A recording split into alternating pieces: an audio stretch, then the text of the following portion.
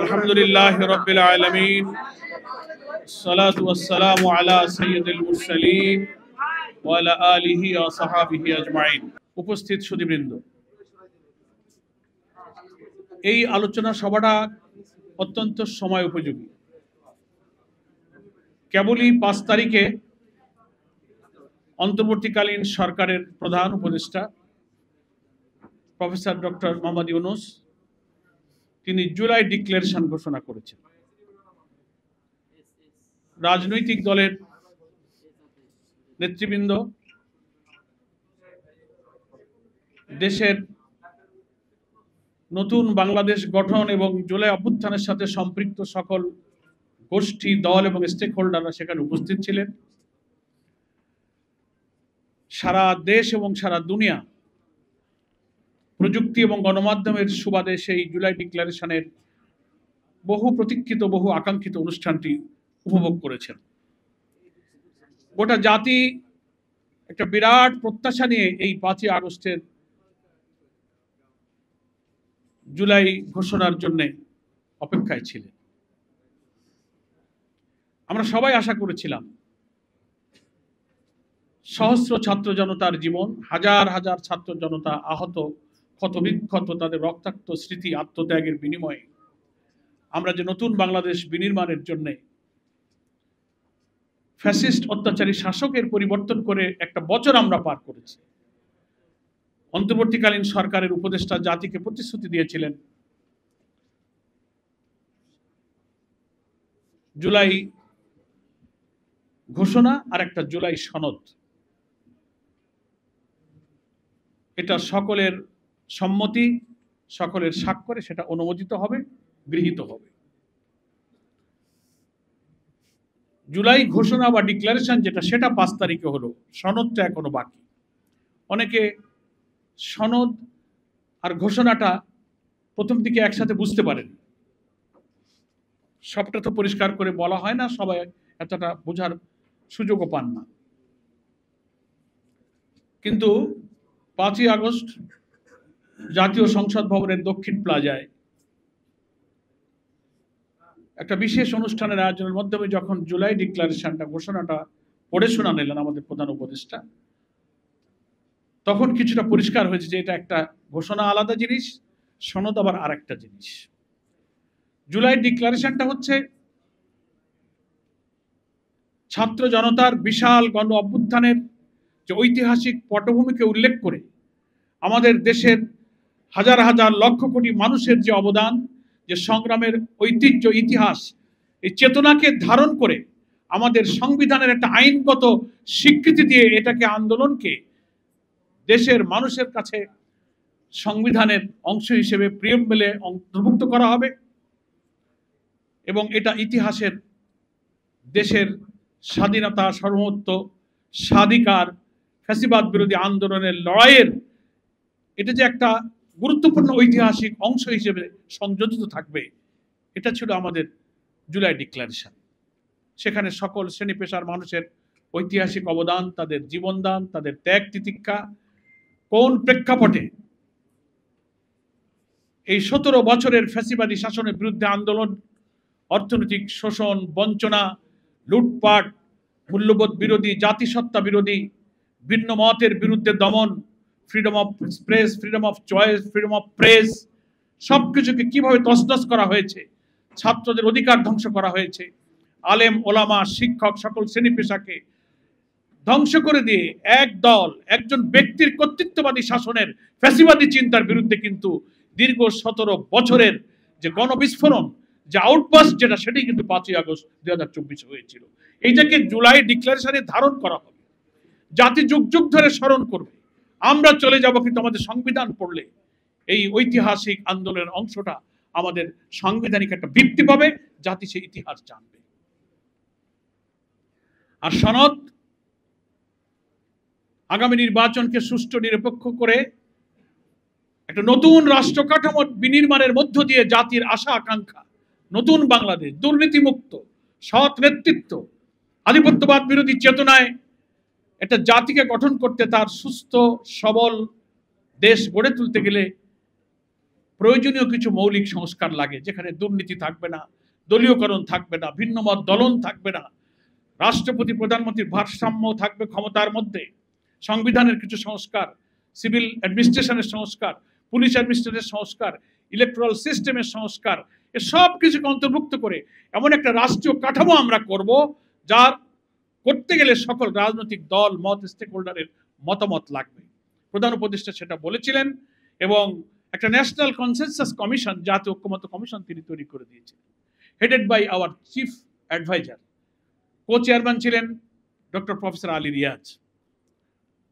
তারা সকল রাজনৈতিক দলের কাছে পরামর্শ চাইলেন যে আপনারা সংবিধান সংস্কারের পরামর্শ দেন, নির্বাচন প্রক্রিয়ার জন্য পরামর্শ দেন, পুলিশ অ্যাডমিনিস্ট্রেশনের জন্য, দুর্নীতি দমন কমিশনের জন্য, সিভিল অ্যাডমিনিস্ট্রেশনের জন্য, নানান অর্গানের ব্যাপারে ওনারা পরামর্শ চাইলেন।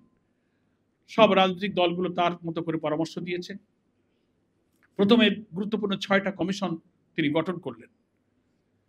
সব দল থেকে যখন মতামত আসলো, ভিন্ন ভিন্ন মত হবেই, অনেকগুলো দল থাকলে মতও অনেক হবে, এটাকে একটা জায়গায় ইউনিফর্ম থিঙ্কিং আনার জন্য ন্যাশনাল কনসেনসাস কমিশন আবার সব দলের মতামতকে বিশ্লেষণ করলেন, যাচাই করে ওনারা একটা সুপারিশ তৈরি করলেন।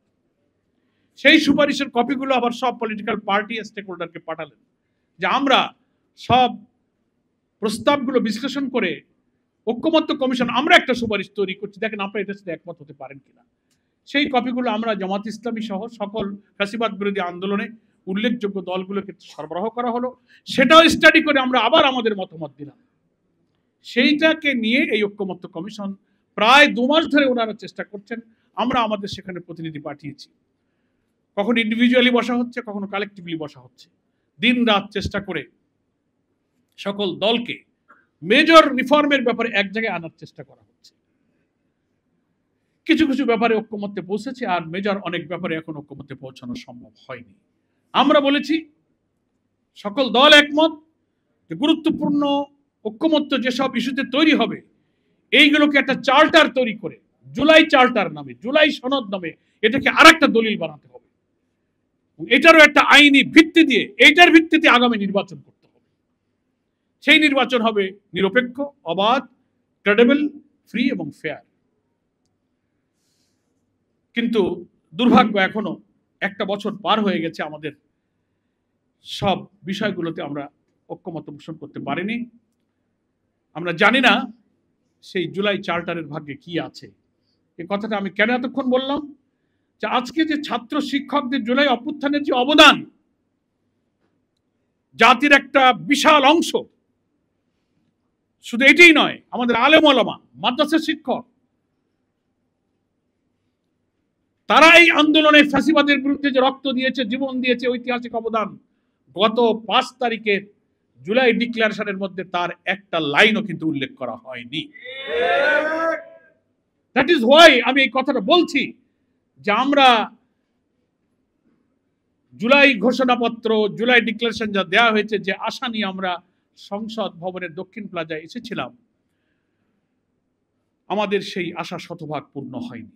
একটা অসম্পূর্ণ বিবৃতির মতো পাঠ করা হয়েছে, এবং এটাকে আমরা বলেছিলাম আমাদের দেশের সংবিধানের প্রিএম্বলে প্রস্তাবনাতে অংশ দিতে, স্থান দিতে, অন্তর্ভুক্ত করতে। প্রস্তাবনাতে চিফ অ্যাডভাইজার সাহেব যেটা উল্লেখ করেছেন, তিনি বলেছেন যে এটা আগামী নতুন সরকার আসবে 2 বছর পর, সরকার আসার 2 বছর পরে সংবিধানের একটা তফসিলে অন্তর্ভুক্ত হবে। এটাকে খুব হালকা করে দেখা হয়েছে। ফলে জুলাই অভ্যুত্থানে আমাদের ছাত্র শিক্ষকদের, জনতার অবদানটাই যে সনদের মধ্যে, যে ডিক্লারেশনে স্বীকৃতি দেওয়া হয়নি। আমরা বলি এই সরকার হচ্ছে গণ আকাঙ্ক্ষার সরকার। জনগণ সে আকাঙ্ক্ষা পূরণের জন্য এই সরকারকে আমরাই এনেছি, উনি ইচ্ছা করে আসেননি, এটার জন্য আমরা ওনাকে থ্যাঙ্কস জানিয়েছি। কিন্তু আপনার তো উচিত ছিল, যারা এই ড্রাফটটা করে দিয়েছে, কোনো ব্যক্তি, কোনো পরামর্শদাতা, আমরা জানি না, একটা সংশয় রাজনীতির অঙ্গনে আলোচিত হচ্ছে যে কোনো একটি দলের চিন্তা এবং চেতনা, আদর্শ, গাইডলাইন কি এই জুলাই ঘোষণা তৈরির ক্ষেত্রে প্রভাব বিস্তার করেছে? এই প্রশ্ন কিন্তু তৈরি হচ্ছে। মানে একটা অংশকে বাদ দিয়ে বিশাল জনগোষ্ঠীর অবদানকে অস্বীকার করে এরপরে আমরা তো এই জুলাই ডিক্লারেশনের জন্য আমরাও আমাদের পক্ষ থেকে কিন্তু অনেক প্রস্তাব দিয়েছি, রিটার্ন দিয়েছি যে আমরা এটাকে সংশোধন করবো না, এইগুলো আপনারা ঢোকাবেন, সেগুলো কিন্তু সেখানে স্থান দেওয়া হয়নি। সেই জন্যই নির্বাচনের প্রায় 7-8 মাস এখনো বাকি। এই সময়ে যদি অন্তর্বর্তীকালীন সরকার, যে সরকারকে আমরা নিরপেক্ষ মনে করি, যার অধীনে এখনো আমরা আস্থা রাখতে চাই যে নির্বাচনটা গ্রহণযোগ্য হবে, তিনি প্রথম ঐক্যমত্যের ভিত্তিতে একটা জুলাই ডিক্লারেশন দিতে গিয়ে যদি জাতির একটা বড় অংশের আশা আকাঙ্ক্ষা আবেগ চাহিদা প্রত্যাশাকে স্থান দিতে না পারেন, সামনের দিনগুলোতে তার কাছে আমরা কতটা প্রত্যাশা করব, এটাই কিন্তু এখন আমাদেরকে ভাবিয়ে তুলছে। সম্মানিত সুধীবৃন্দ, আমি এখনো সময় আছে, আমরা আশা করি। গতকালকে আমরা জামাত ইসলামের পক্ষ থেকে প্রেস কনফারেন্স করে আমরা বলেছি নির্বাচনের যে টাইম লাইন ঘোষণা করা হয়েছে সে ব্যাপারে আমাদের কোনো অভিযোগ নেই, আমরা এটাকে ইতিবাচকভাবে দেখি। বাংলাদেশ জামাত ইসলামের সম্মানিত আমির, তিনি প্রথম সামনে রমজান, বর্ষা মৌসুম ইত্যাদি বিবেচনায় তিনি বলেছিলেন বিফোর রমজান ইলেকশনটা হলে একটু সুবিধাজনক সময় হবে। ঘোষণাটা যেভাবে এসেছে আমরা ধরে নিয়েছি যে কোনো অসুবিধা নেই, আমরা সেই নির্বাচনের টাইম লাইনে কিন্তু আমরা একমত আছি, প্রোভাইডেড সেই নির্বাচন নিরপেক্ষ হতে গেলে যে কারণে 1 বছর সময় পার করলাম, এত সংস্কার, এত রিফর্ম, এত কমিশন, বাবারে সেটা তো ইলেকশনের আগে এটা কার্যকরী করেই না একটা নিরপেক্ষ ইলেকশন হবে। এখন আপনি যদি বলেন না এইটা এখন এই ইলেকশন হবে না, ইলেকশন হবে 2 বছর পরে, যারা আসবে তারা এটা করবে, তার অর্থ কি হলো? যে লাউ সেই কদু। তাহলে কি এই বিদ্যমান রাষ্ট্র কাঠামোর মধ্যে আর একটা সরকার নির্বাচনের ব্যবস্থা করার অর্থ হলো এর ভিতর দিয়ে আর একটা ফ্যাসিবাদের জন্ম দেওয়া হবে, আর একটা অটোক্রেটিক গভর্নমেন্ট তৈরি হবে? আমরা তো এই জন্য এত 1 বছর ধরে সংস্কারের স্বপ্ন দেখি। এর জন্য আমরা দাবি করেছি, অনেকে যুক্তি দিচ্ছেন না এখন সংবিধান সংস্কার, নতুন আইন বানানো, বিভিন্ন সংস্কার, এগুলো কার্যকর করা এখন আইনি ভিত্তি দেওয়া সম্ভব না, নতুন পার্লামেন্ট ছাড়া আইন তৈরি হবে কিভাবে? যারা এই যুক্তি দিচ্ছেন তারা এই বাংলাদেশের ইতিহাসের দিকে নজর দেবেন। আমরা আমাদের প্রেস কনফারেন্সে সেটা বলেছি। বাঙালিকে সহজে অনেকে হাইকোর্ট দেখাতে চান। 70-এর যে নির্বাচনটা হলো পাকিস্তান আমলে, ইয়াহিয়া খানের আমলে, সেই নির্বাচন কিসের ভিত্তিতে হয়েছিল? তখন পূর্ণাঙ্গ সাংবিধানিক কাঠামো এখানে ছিল না। এলএফওর মাধ্যমে লিগ্যাল ফ্রেমওয়ার্ক একটা হয়েছিল, তার ভিত্তিতে 70-এর নির্বাচন হয়েছে। তারপরে নতুন পার্লামেন্টে সেটা অনুমোদন করা হয়েছে। জিয়াউর রহমান সাহেব যখন ক্ষমতায় আসলেন, এরশাদ সাহেব যখন ক্ষমতায় আসলেন, প্রত্যেকেই ক্ষমতায় এসে তার ক্ষমতাকে বৈধ করার জন্য পলিটিক্যাল পার্টি গঠন করে তার নেতৃত্ব, প্রেসিডেন্সিয়াল সিস্টেমকে তিনি বৈধ করার জন্য প্রত্যেকে কিন্তু অর্ডিন্যান্স জারি করেছেন, অধ্যাদেশ জারি করেছেন, নেক্সট পার্লামেন্টে সেটাকে অনুমোদন করেছেন। ফলে দেয়ার ইজ 3 অপশন, হয় আপনি এলএফও লিগ্যাল ফ্রেমওয়ার্ক করবেন, না হলে আপনি অর্ডিন্যান্স জারি করবেন, অথবা আপনি রেফারেন্ডাম, গণভোটের বিধান, যেটা আমাদের সংবিধানে ফিরে দেওয়া হয়েছে। জিয়াউর রহমানও গণভোট করেছিলেন, রাজনৈতিক দল গঠন করে নিজের পার্টির লিডারশিপ, তার সংস্কারের বৈধতার জন্য তিনি রেফারেন্ডাম দিয়েছিলেন, মনে আছে আপনারা যারা সিনিয়র আছেন। তাহলে 3টা অপশন, একটা হচ্ছে লিগ্যাল ফ্রেমওয়ার্ক, আর একটা হচ্ছে অর্ডিন্যান্স জারি করা, আর একটা হচ্ছে রেফারেন্ডাম। 3টা সুযোগ থাকার পরেও যারা এখন বলছেন যে না এই নির্বাচনের আগে আইনগুলো, আইনে রূপ দেওয়া সম্ভব নয়, সংস্কারগুলো, তাহলে এই ইতিহাসকে আপনি অস্বীকার করবেন? বাংলাদেশ সরকারের কাছে আমাদের সব ডকুমেন্ট আছে, সব প্রক্লামেশন গুলো, সব অর্ডিন্যান্স গুলো কপি, গণভোটের রেকর্ড, সব রেকর্ড ইজ দেয়ার, আপনি এগুলো ফলো করেন। ফলে 1 বছর চলে গেল, হাজার হাজার মানুষের রক্ত, জীবন দান, সব কিছুকে ব্যর্থ করে দিয়ে আবার সেই বিদ্যমান ফ্যাসিবাদী রাষ্ট্র কাঠামোর মধ্যে আরেকটা নির্বাচনী সিস্টেম করে আপনি আরেকটা ফ্যাসিবাদকে যদি ক্ষমতায় বসাবার স্বপ্ন দেখেন, তাহলে ইতিহাসের সাথে বিশ্বাসঘাতকতা করা হবে।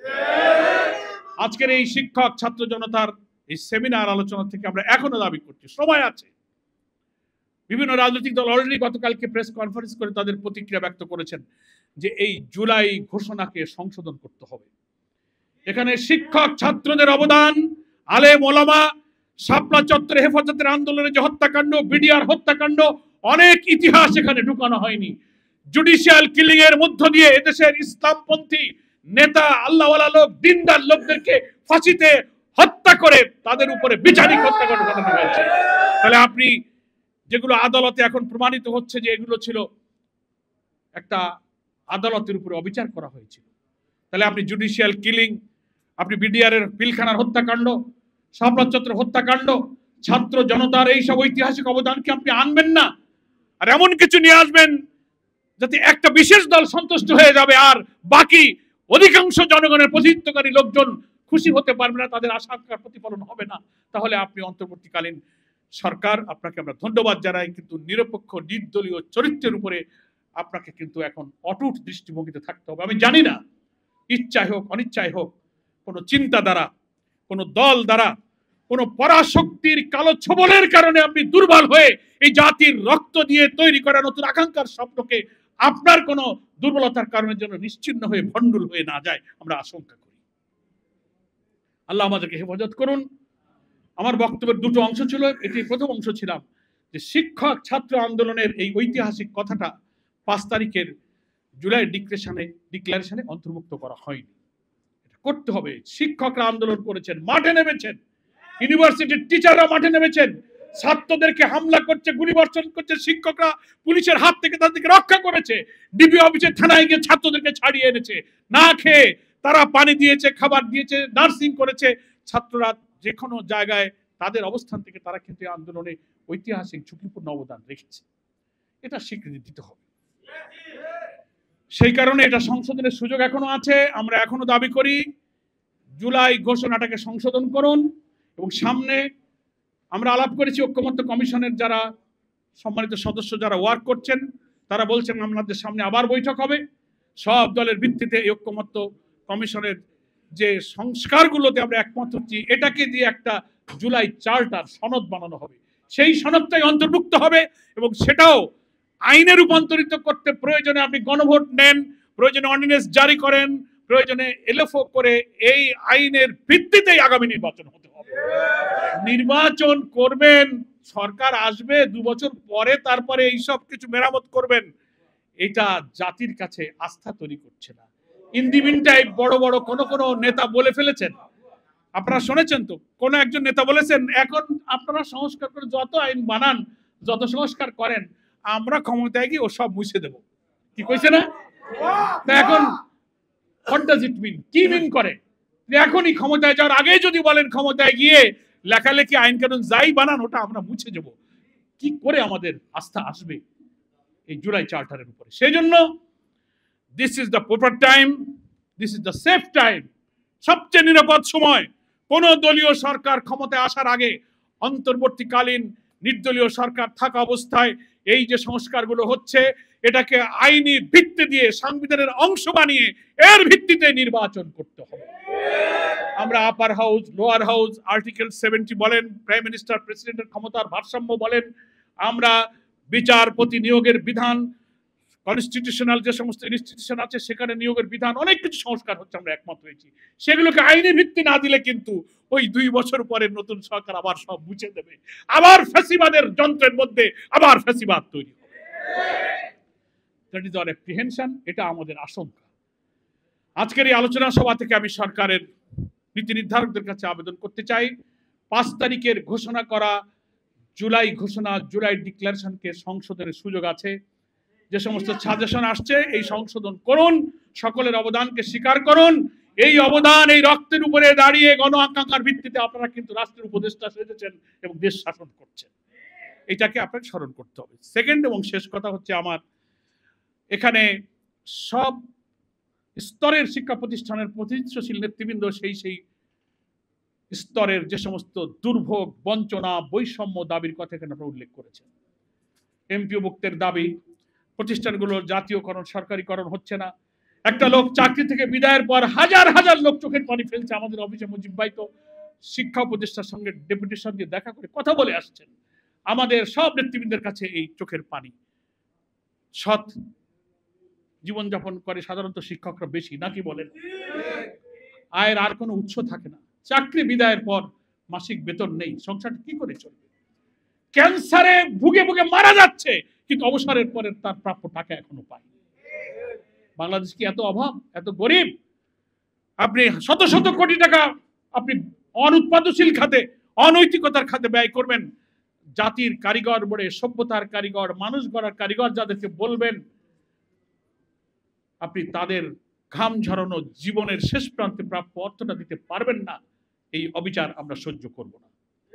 এই জন্য টাকা আছে, অবসর পাওয়ার পরপরই তাদের প্রত্যেকের পাওনা ফেরত দিতে হবে। তারপরে শিক্ষানীতি, একটা সমন্বিত শিক্ষানীতির কথা সবসময় উচ্চারিত হচ্ছে। নৈতিকতা, মূল্যবোধ, চরিত্রকে ঠিক রেখে একটা স্তর পর্যন্ত এই মুসলিম জাতি সত্ত্বা দেশের অধিকাংশ মানুষের আদর্শকে ধারণ করে শিক্ষা ব্যবস্থার ভিত্তিতে একটা উৎপাদনমুখী, কারিগরি এমন একটা শিক্ষানীতি গড়ে তুলতে হবে। সে ডাক্তার হবে, ইঞ্জিনিয়ার হবে, ইউনিভার্সিটির ভাইস চ্যান্সেলর হবে, সে প্রধানমন্ত্রী হবে, রাষ্ট্রপতি হবে, সেনাপ্রধান হবে, every sector of our life যেখানেই হোক সেখানেই যাবে, সে যোগ্য আদর্শবান নৈতিকতার সাথে সেখানে সে নেতৃত্ব দেবে। আমরা এই এডুকেশন সিস্টেম চেয়েছি। এখনো এই সরকার, এত কমিশন হয়েছে, শিক্ষা কমিশন করে একটা শিক্ষা নতুন পলিসি করার ব্যাপারে এখনো কোনো পদক্ষেপ নেই। আমরা মনে করি এই আলোচনা সভা থেকে করণীয়র মধ্যে অন্যতম করণীয় দেশের উপযোগী একটি সমন্বিত শিক্ষা ব্যবস্থায় জাতির চরিত্র নৈতিকতার উপরে দাঁড়িয়ে থেকে দুর্নীতিমুক্ত, বৈষম্যহীন একটা ইনসাফপূর্ণ দেশ তৈরি করতে দেশের আদর্শ নাগরিক হিসেবে তারা ভূমিকা রাখতে পারে এমন শিক্ষানীতি বাস্তবায়ন করতে হবে। ফলে আমাদের এই বৈষম্যগুলো দূর করে আমাদের এই সমস্ত দাবি দেওয়া এখানে তুললে, এই এতগুলো স্তরের যে সংগঠন এক একটা সেমিনার যদি তারা আলাদা আলাদা করে তো এরকম 10টা সেমিনার করা যায়। এত দাবি আমাদের আছে, সব এক বক্তৃতায় একজনের পক্ষে সম্ভব না। অনেক সময় আমি নিয়েছি।